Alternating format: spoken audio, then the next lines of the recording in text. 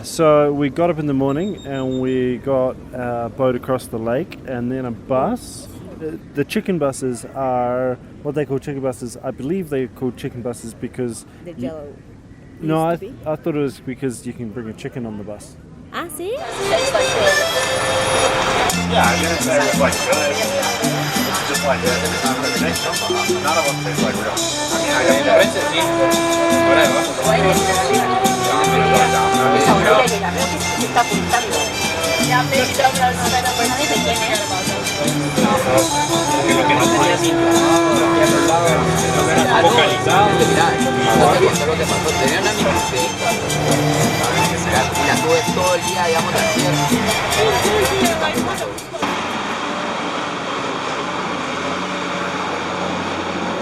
And most of them used to be old, all of them perhaps, they used to be old American school buses.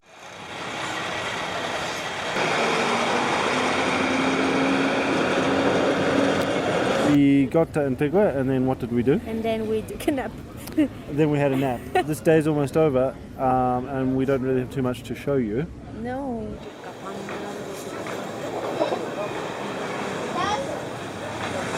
So Antigua actually was the former capital of Guatemala, the former capital of Guatemala and the Central American Federation. Tomorrow we will go into a little bit more of the history of this place. Is it the safest? Antigua? Yeah. Safest place in Guatemala? Yeah. Could be.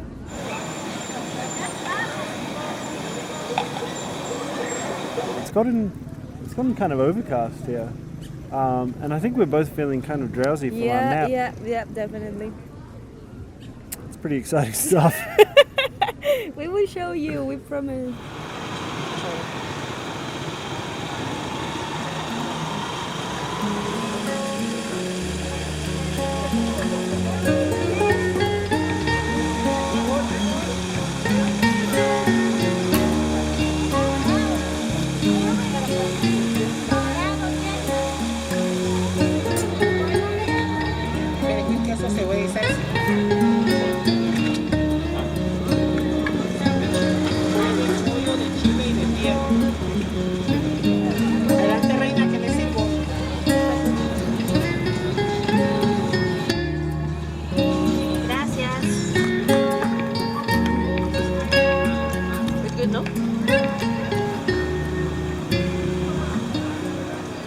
And now, that's right, we're going to try, right here, gallo. You see that? Gallo cerveza, which is rooster beer, tradition and pride of Guatemala. And so we're going to drink some beer, some gallo, and we're going to watch a Denzel Washington movie. Best movie. Ring of Fire. Man on Fire. Man on Fire. After you. Okay.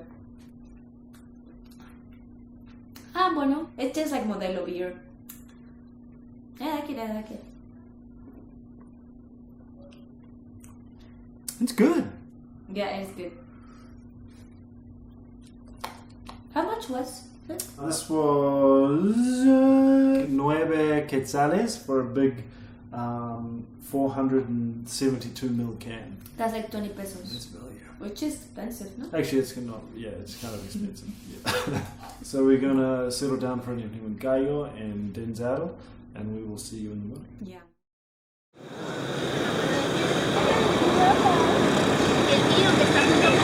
It is day number 2 in Antigua. We've had a panini for breakfast. I think this is a good opportunity to talk a little bit about Guatemala and put it in its context. Guatemala is the biggest Central American country by far. It has about 17 million people compared to Honduras with 9 million and Nicaragua and El Salvador that have between 6 and 7 million. Costa Rica is smaller than that, and I think Panama is smaller than that as well. The area, which is modern Guatemala, formed the core of the Mayan civilization.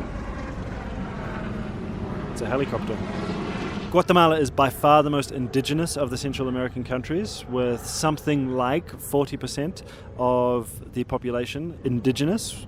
usually defined by speaking an indigenous language, and the vast majority of those people are Mayans. The golden age of Mayan civilization was winding down by the time the Spanish arrived about 500 years ago. Guatemala became a part of the Spanish Empire under the larger New Spain. It was a part of the Spanish Empire for something like 300 years before becoming independent in 1821 as part of the Federal Republic of Central America. One of the questions that everybody has when they look at the map is, why is Mexico one big country but Central America all these little small countries? And the reason for that is that Mexico was conquered, more or less brought into the empire by Cortes and a relatively homogeneous, a relatively united group of conquistadors, while subduing Central America took multiple conquistadors competing with each other to subdue the local populations, and they set up different power centers on the Central American isthmus. Even while it was united as part of the Spanish Empire, the different political centers, which became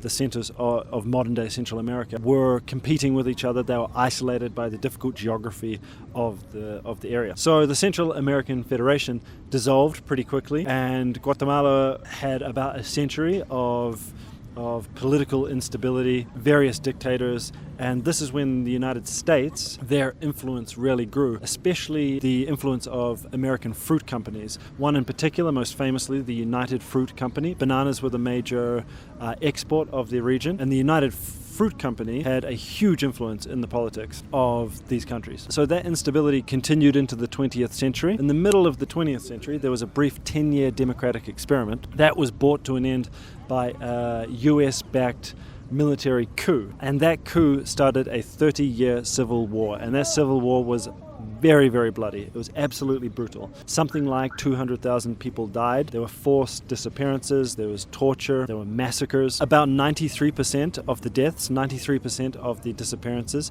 were at the hands of the US-backed government forces. And of those disappearances, about 83% were ethnic Mayas. A UN-sponsored Commission for Historic Clarification has called this a genocide, or has stated that genocide took place during that civil war. And that same UN Commission also said that US training in counterinsurgency techniques had a significant bearing on human rights violations during the armed confrontation. The Civil War ended in 1996 with a peace agreement. In 1999, US President Bill Clinton apologized for the American role, the American support of the Guatemalan military. And in 2012, General Rios Montt was convicted of genocide, who was one of the generals during that 30-year Civil War period. In the 20 years since the end of the Civil War, Guatemala has become a democracy and has had economic growth, but following those centuries of neglect under the Spanish Empire, following a century and a half of political instability and the bloody 30-year civil war, its democracy and its institutions are far from perfect. And we will have a look at those tomorrow when we go to Guatemala City. But I think that's enough history for today. I think we are going to have a little walk around Antigua. So behind us is the most famous arch in Antigua, and it's where you get your Instagram photos taken.